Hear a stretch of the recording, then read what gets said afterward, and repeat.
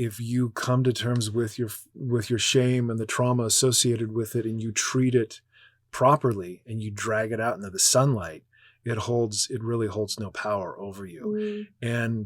But that's especially for men, that's a tough road, especially if it's wrapped up in financial or status or sexuality issues. It's going to take a lot to unpack, but it is, man, get to the other side, and it is amazing how freeing it is.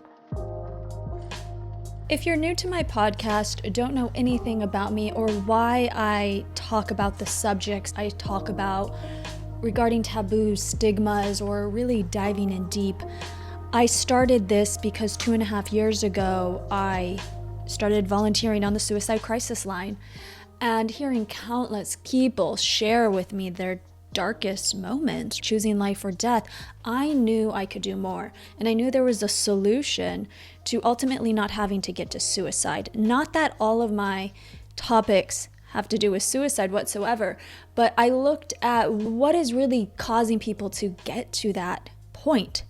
So if we can talk about all things that are hidden or create shame, suffering, or just don't feel aligned within self, then it takes the power away. And then ultimately, suicide doesn't have to be an option. So I talk about stigmatized topics, and also I'll do podcasts on solutions, because that is most important as well, that people know there are solutions to get through their problems.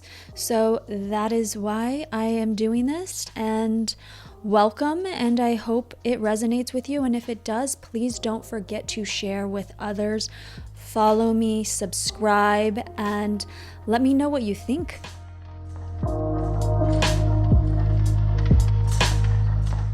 Creative his whole life, depressed for part of it, successful for most of it, and formally down for throwing it all away, Paul Chamberlain emerged from years of physically and financially draining passion projects, reckless, suicidal, and struggling as a husband, father, and creative.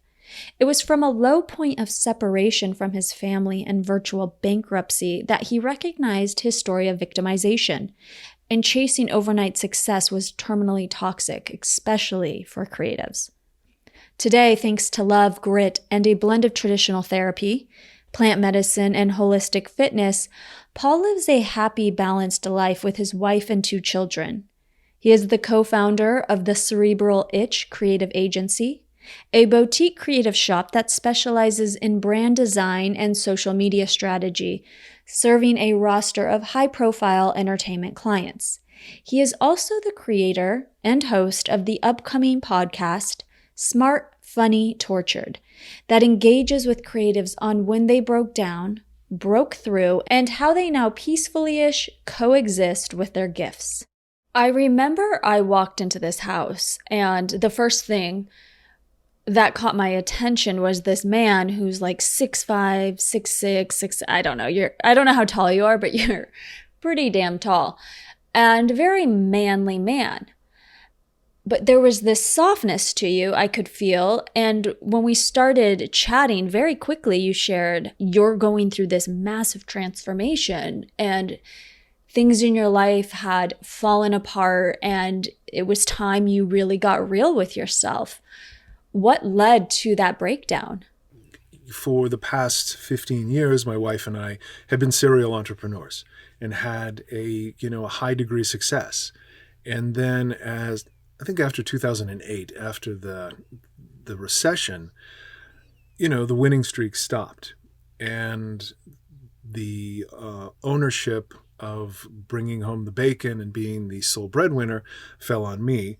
And so, in those situations, which is pretty common, it becomes, you start making reckless choices. You start stepping up to the roulette table and putting all your chips on black, and, kind of getting this heist movie mentality of, okay, if this doesn't, this is going to work. And if this works, this fixes all the problems. This pays all the debts. We're off and running. We're good again. And so the judgment begins to go. And this coincided with me following a passion project, which was to do the first or essentially one of the largest destination comedy festivals in the U.S. in Maui, and it was a partnership with my wife. We pulled it off. It was a critical success, and then led to the second festival, which was in Vegas in 2017, and that's the one that put us on the verge of bankruptcy, upset the family, and that began the slide until 2019 was when we met, which the repair was starting at that point. Just kind of fumbling in the dark. And one of the places that I went, one of the modalities that I gravitated towards was plant medicine. So, but with your breakdown, I understand that you're saying like, okay, it was the recession and then what was happening from there. Let's say the recession didn't happen and you weren't grasping and like playing roulette, basically. Do you think this would have happened? Was it because of how you were living your life independent of that circumstance? It did. Some stressor would have come up that would have, exposed the poor personal development and growth.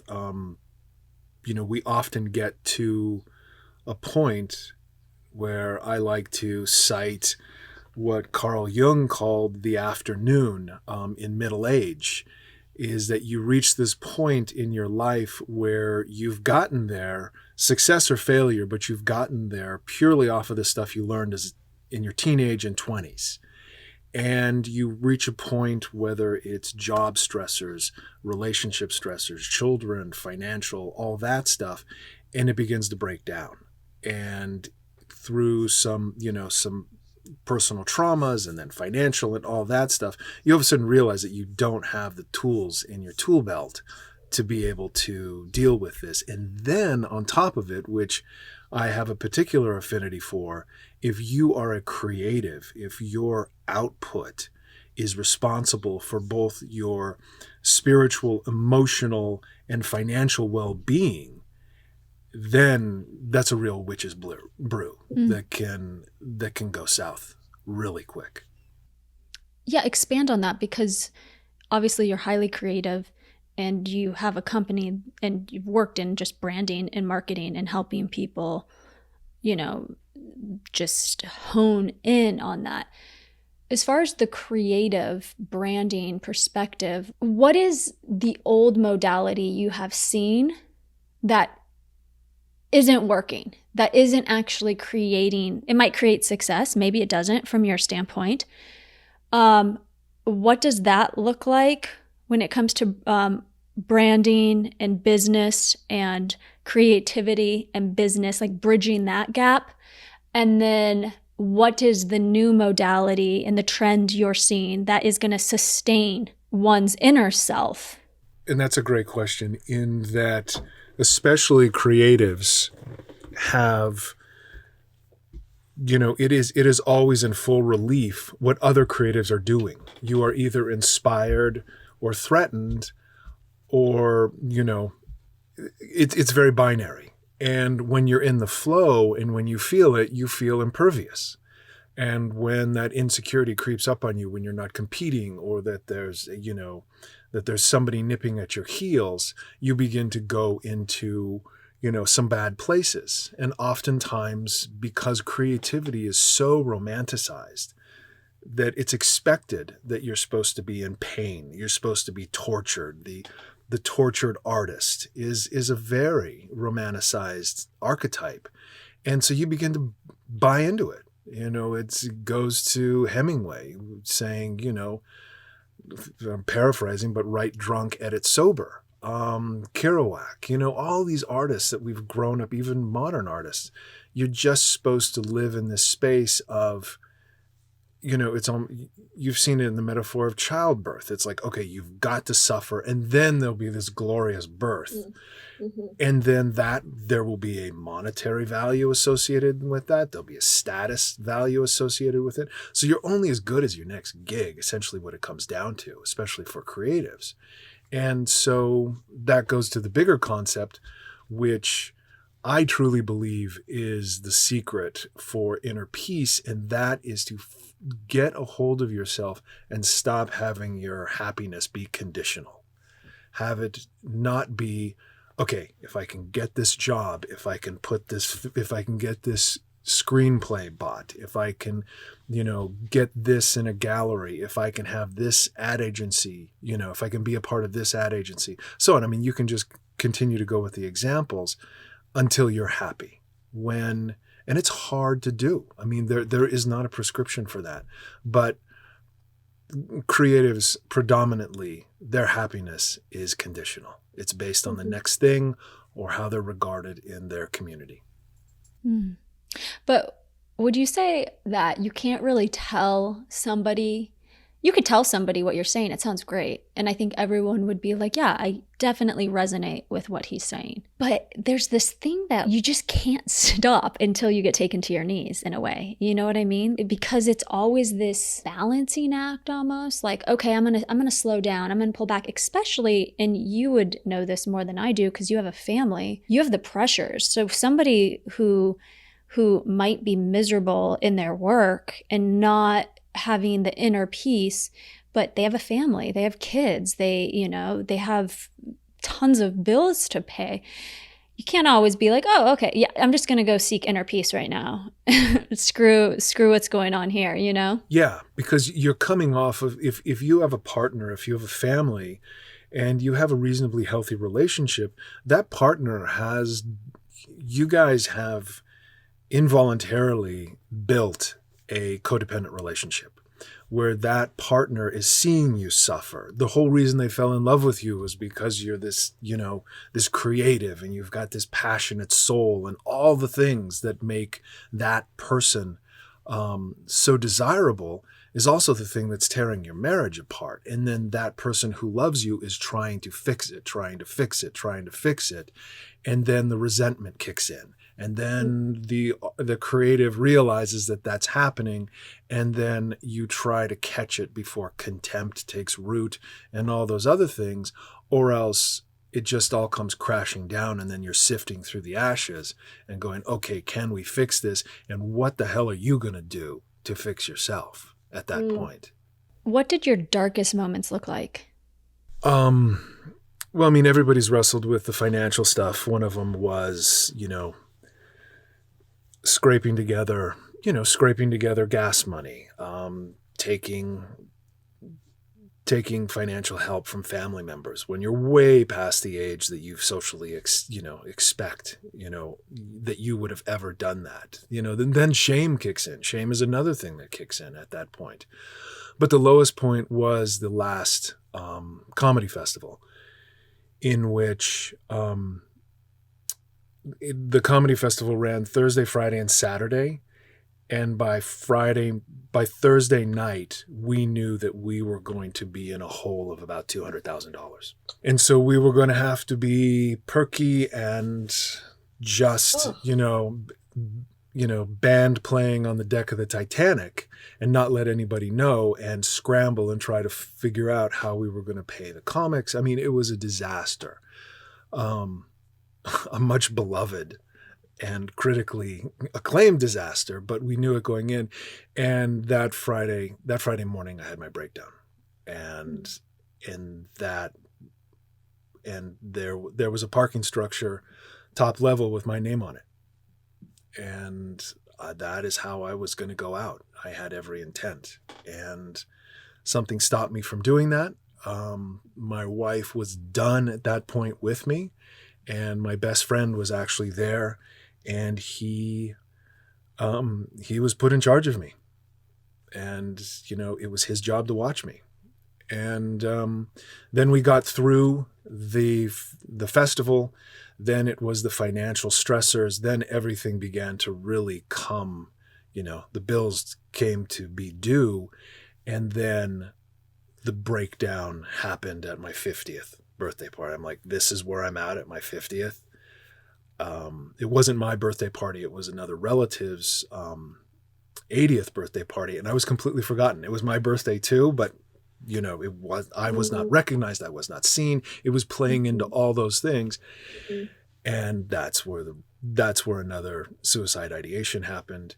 Mm. And that's when some time apart and some reflection and really taking stock had to come in and to rebuild. And it was, and that's where the family, that's where the children, that's where everything was the lifeline to pull me back. And the calling, the search needed to happen after that, because I knew that just a job and financial security wasn't going to do the trick. That was just going to start another cycle. Kudos to you for figuring that one out, because I would say men have the hardest time breaking that down, right? Like, to going against of like really saying, you know, this is not going to be my happiness, money, and a quote unquote secure job. You know, like, I think when you get to that point of when you're like, you know, your soul is dying, you get to like, why am I here? And it's so much more important than money. Like, you want to have joy.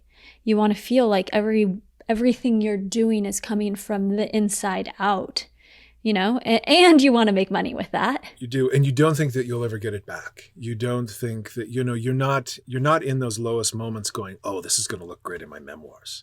I don't think, you know, I just don't want to wake up. And when you hear your child say to your wife, is daddy going to be okay?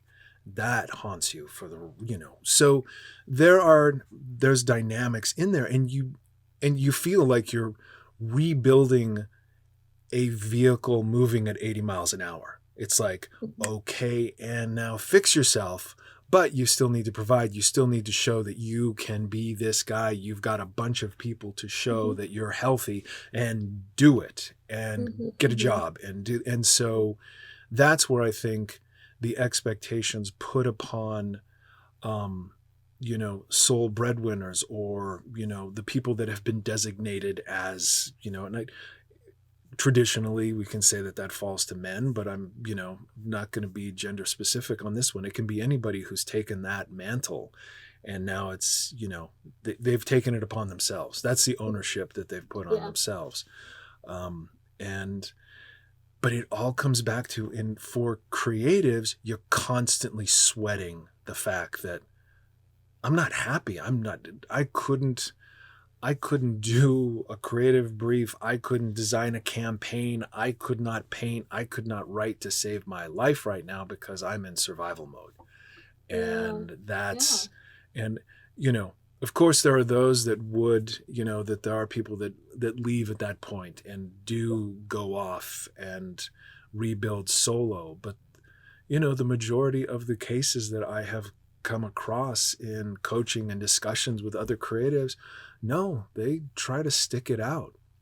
And I'm going to save. I'm going to rebuild. I'm going to be better than this. And that is a very bespoke proposition. It is different for each person. With your expertise, though, in branding and going through what you have gone through, right? And having this really precise eye, right? When you see something, you know how to brand it. You know how to not only brand it, but move it towards like where it's a success, right? I mean, what is that again? You've said like branding versus logo versus success. Yeah, I mean, one of the jokes that I've, you know, often, I saw it in the back of a communication arts, and I apologize to the creative that came up with it, but it's like the difference between a logo and a brand is $500,000.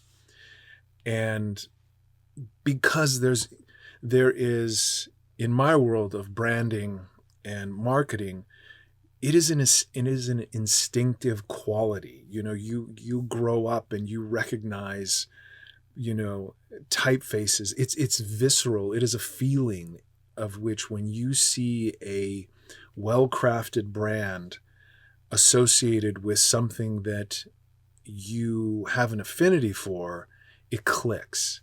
And so you need to be running on all cylinders, because you're oftentimes going to go up against a client or, you know, or anybody in this setting, and you're going to be telling them your feelings. You have a superpower that everybody thinks they have. Everybody, you know, nobody thinks they're a little bit lawyery, or a little bit accountant-y, but everybody thinks they're a little bit creative.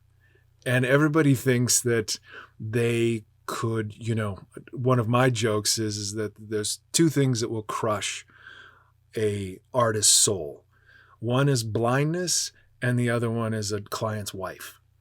Because you have put your heart and soul into something and go, this is it, you're ready to go, and you hand it over. And then they take it home and they have over dinner, and the wife looks at it and she's like, this looks like shit. And then they come back and you're like, wait, that just trumped 6 weeks of. And so when you get knocked off your game, that you kind of lose that. You lose the confidence in which you're going to go to the mat on something that may have a multi-million-dollar budget behind it. So with that though, like, how would you tell creatives who probably, I'm going to go out on a limb here, aren't happy, aren't fully happy in the rat race, creating, and what would you say with your breakdown, with what you had to go through to get to a deeper level of authenticity? How do you now bring that to your work and share with people, okay, you don't need to have a breakdown to break through?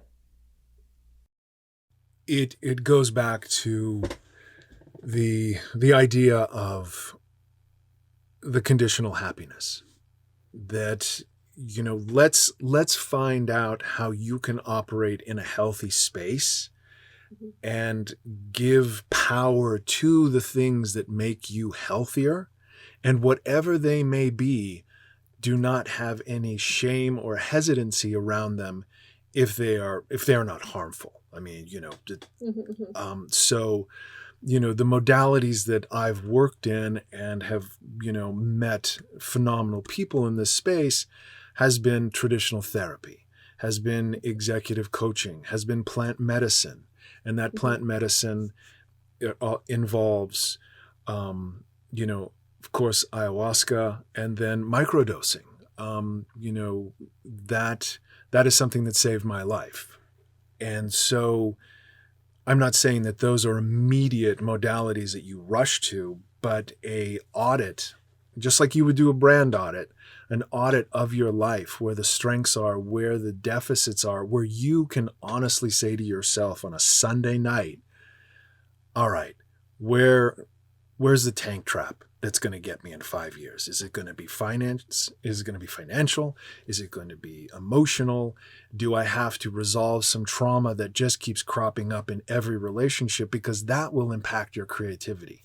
And my whole thing is stripping away the fact that you don't have to be damaged to be creative.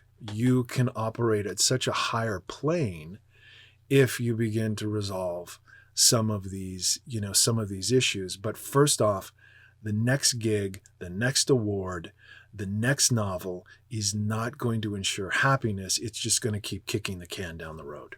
Absolutely, I agree with you. But it's like almost human to, once you get a taste of that, how can you not want that and hold that level of expectation for yourself? It's true. And I mean, to do a complete resection of that disease inside of you is nearly impossible. But to begin to, it's a process. It is, my process has been, over 4 years after that, and we're just getting to the meat.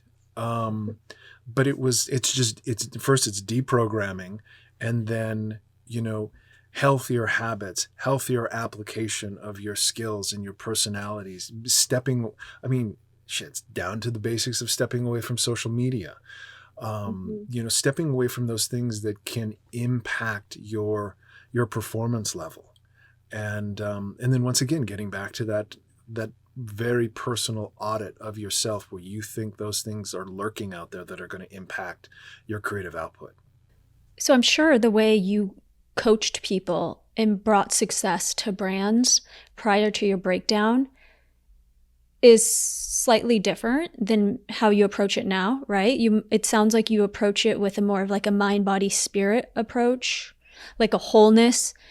Your goal is still like, let's get your brand specific and successful, but let's not take ourselves and our mental health out in the interim. Exactly. I mean, I know tons of people that are creatives that will get involved with an event or a launch, and they know that at the end of that they will have walking pneumonia or a cold at the very least, because they have not eaten, they have not rested, they have not, but they just need to get across that finish line, and then everything will be okay. Then I'll lay in bed for 2 weeks, and then I'll do that. That may sound, mundane, and we all do it, but that begins to lay the foundation for that kind of way that you will treat yourself when you are married, or when you do have kids, or when there's a health issue. You can't press forward, and it's demanded, it's expected. It is, it is the norm, and nobody's going to, it's kind of like the way that I feel after just getting out of esports. We know that playing video games 6 hours a day for a 14-year-old probably isn't the best thing for them. But the money's really good right now, and there's no governing body. There's nobody clamping down because everybody's getting rich and everybody's doing well. So who's going to come in and ruin the party? It's the same thing with creatives. If you're answering emails at 2 a.m. while you're finishing off a bottle of wine, but you're making your deadlines, nobody's going to take you aside and go, you know what? That's unsustainable. You're probably not going to go down a good road there. But you know what? It's that bottle of wine that got me to that, it's this, it's toking up over here. It's doing this here. It's just, it's getting the job done. And that is unsustainable. Do you think it's worse for men than women?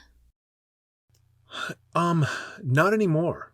I'm seeing a lot of crossover. I'm seeing the exact same things come up, especially the dynamics for women is different, because there is, men are fragile creatures in which they just need to prove to themselves. Women have to prove to other women. They have to prove to the men that are looking at them. They have to prove in whatever industry they've chosen. And this is very similar to, people of color. It's like you've got to do more with oftentimes less, and come out the other side just as talented, just as spot on, than, a typical male.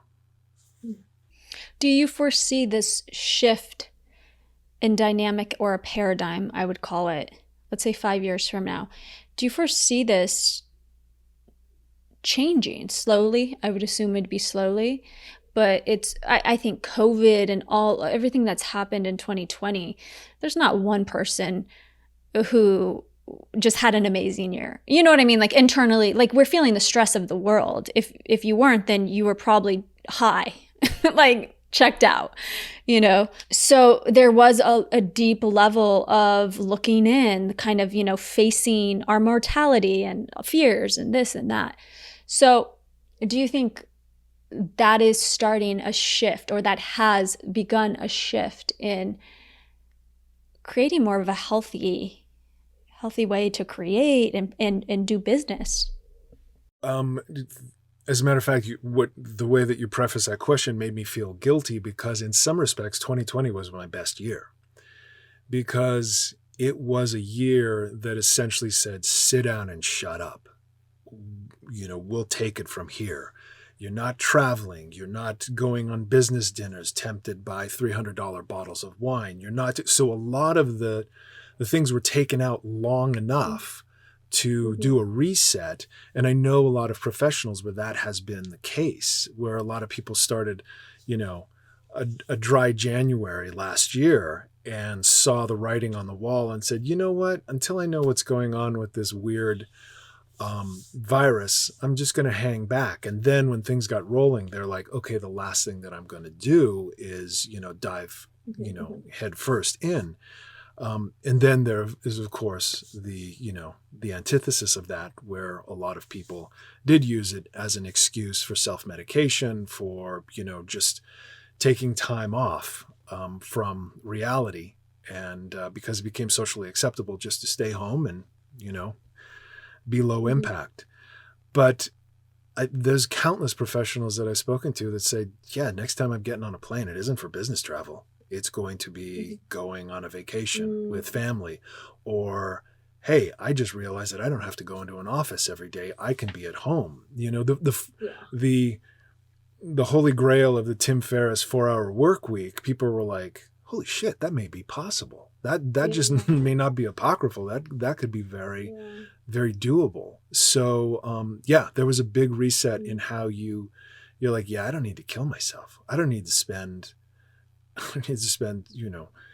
over 30 hours a month commuting, when 30 hours a month I could be, spending 15 minutes more a day with my kid, or writing that novel, or doing all these things. So it gave, from a creative standpoint, it was almost an embarrassment of riches. It was almost, I almost got vapor lock from having too much ability just to sit with, pen and paper. Yeah, I definitely agree with that. Through 2020, you started and you're in the middle of launching a podcast, Smart, Funny, Tortured. Why that name? I had an extremely insightful and wonderful coach. I'd never been to an executive coach, life coach, whatever you want to call them. I call them mentor. Did an intensive weekend working through a lot of stuff. It was a powerful, powerful weekend. And about a month later, I said, you know what? I would like to do this. I enjoy, I currently teach at the university here in Vegas, but working with other creatives, or working with people who are, going through this, looking to make their life better. And he's like, who's your ideal client? And it just popped into my head, Smart, Funny, Tortured. I go, that's my jam. I know that. I know that person. I know that person really well. Yeah. And it made perfect sense, because we love that idea of that guy or that girl we've known in our lives who are just devil may care, hilarious, biting wit, can drink you under the table, or can party harder than anyone, and you look at them and go, ooh, geez, man, they better pull back on the stick. But God damn it, I love them. They're hilarious. That's if that is the makeup that we've all seen within a creative, there's some stuff that needs to be dealt with there. And then often it traditionally manifests itself in addiction and all the other things in that. But yeah, Smart, Funny, Tortured, we all love that idea of the Chris Farley's and the John Belushi's and the Amy Winehouses, and and I mean the Van Goghs. It just goes back through history where we love these characters.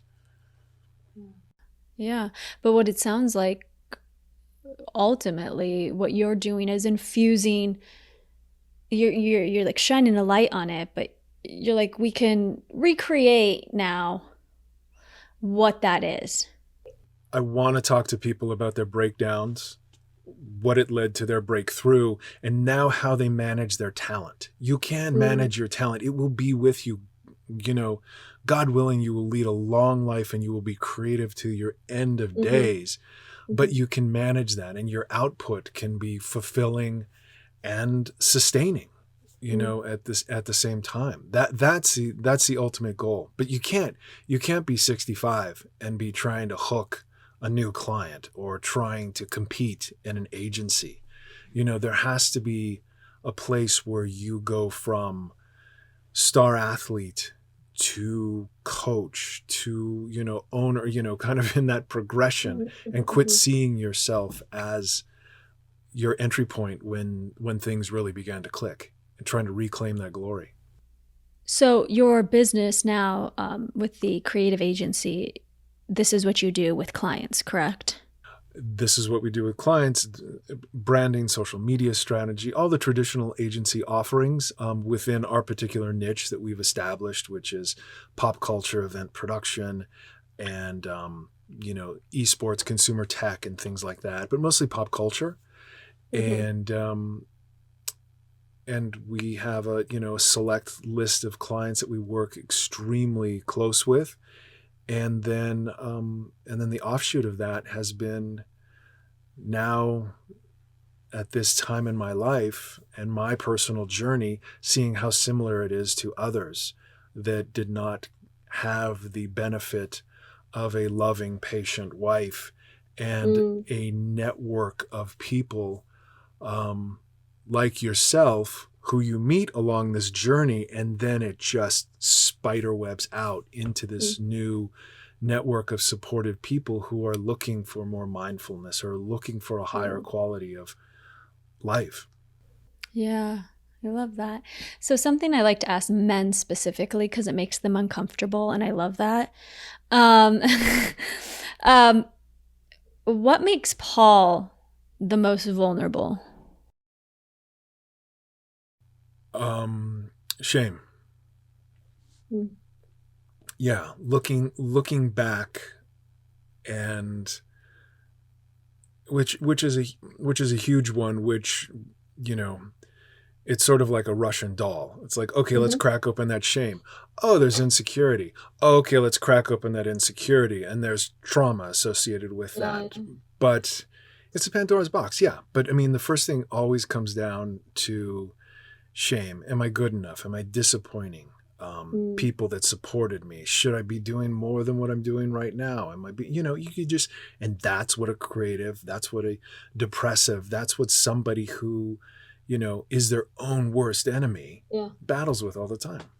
What did you do prior to your awareness that you have around this? When shame would present itself, what did that look like? What places did you go? Did you retreat from people? Yeah, I retreated. You know, in the socially acceptable self-medication of red wine.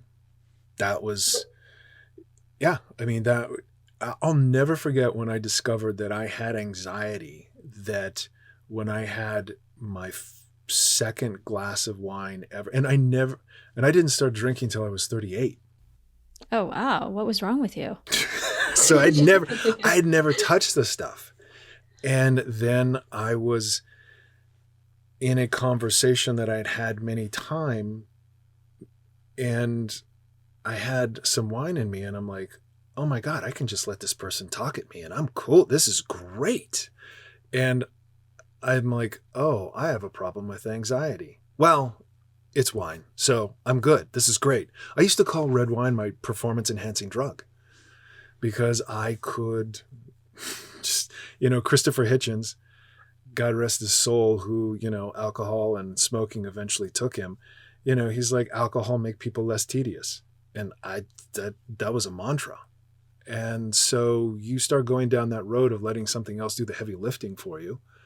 I remember when I didn't drink and I was with girlfriends and we'd be at a party and I'd be like, okay, everybody's drunk. I'm not having fun. We're going. And she's like, well, I'm staying. And I'm like, you know, please let me know if you want me to pick you up, but there's nothing here for me. It's all those things they tell you in all those Medium articles, you know, about if you're at a pub and you feel uncomfortable and you feel a threat to your sobriety, get out.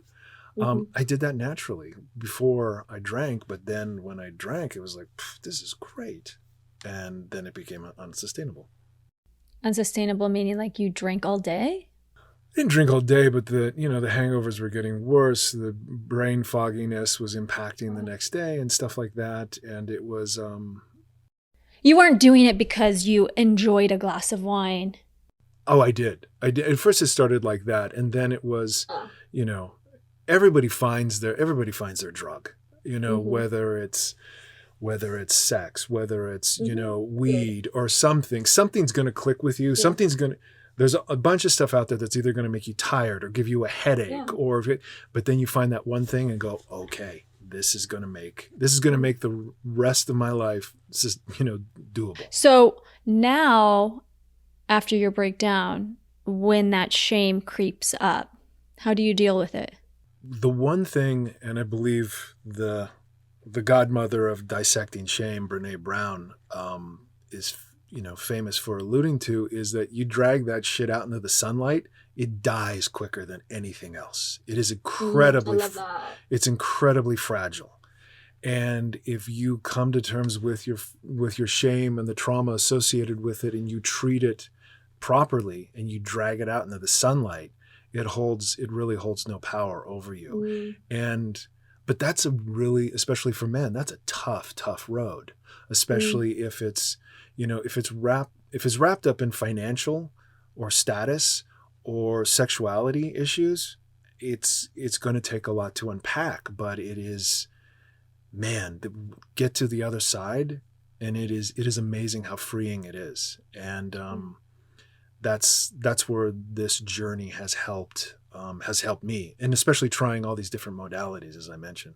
I just want to thank you, Paul, for sharing all your wisdom and your truth. And it's just been so lovely knowing you, and being a man and being all parts of yourself that I've seen. I really hope that, it can inspire other men to look at themselves. Not that all men don't look at themselves like in a deep way, but you're an awesome, awesome person. So thank you so much for coming on. And where can people find you and connect with you? smartfunnytorture.com is one place, and then the agency is cerebralitch.com. Awesome. Yeah. Cool. Well, thank you so much. Thank you for the opportunity and to talk about this. And your podcast is fantastic, and it's doing so much. It's dragging a lot of things into the sunlight. Oh, thank you. That's it for today's podcast. Thank you so much for taking the time to listen today. Please let me know what you think. Leave a comment, share, and we'll be back next week with a new episode.